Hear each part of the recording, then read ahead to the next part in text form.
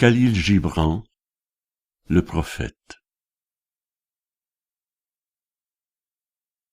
Traduction Jean-Christophe Benoît.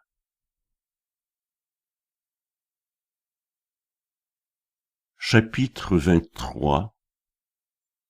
La prière.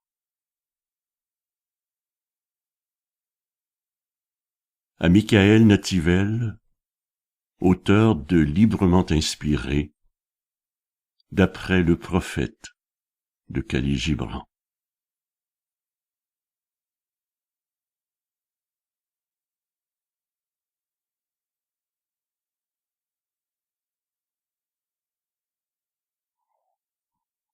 Puis une prêtresse dit, « Parle-nous de la prière. »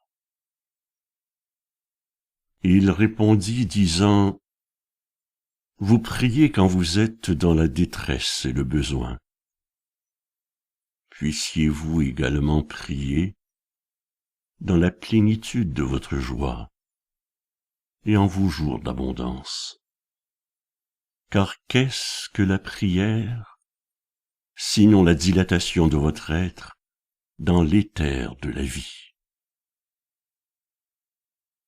Et si c'est pour votre réconfort que vous déversez votre trouble dans l'espace, c'est aussi pour votre plaisir que vous répandez l'aurore de votre cœur. Et si vous ne pouvez que pleurer quand votre âme vous appelle à la prière, elle devrait vous aiguillonner encore et encore, en dépit de vos pleurs, jusqu'à ce que vienne en vous le rire. Quand vous priez, vous vous élevez dans les airs à la rencontre de ceux qui sont en train de prier en ce même instant et que vous n'auriez jamais rencontrés en dehors de la prière.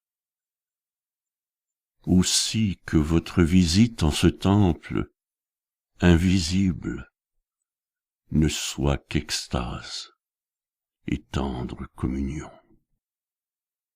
Car si vous entrez dans le temple sans autre but que de demander, vous n'obtiendrez rien. Et si vous y entrez pour vous mortifier, vous ne serez pas élevé. Ou même si vous y entrez pour solliciter le bonheur pour les autres, vous ne serez pas entendu. Il suffit d'entrer dans le temple invisible.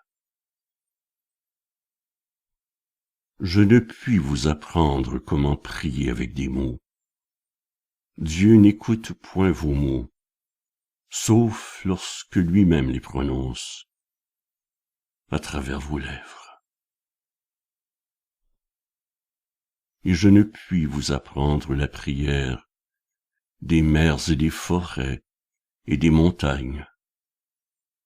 Mais vous qui êtes nus dans les montagnes et les forêts et les mers, vous pouvez trouver leur prière en votre cœur.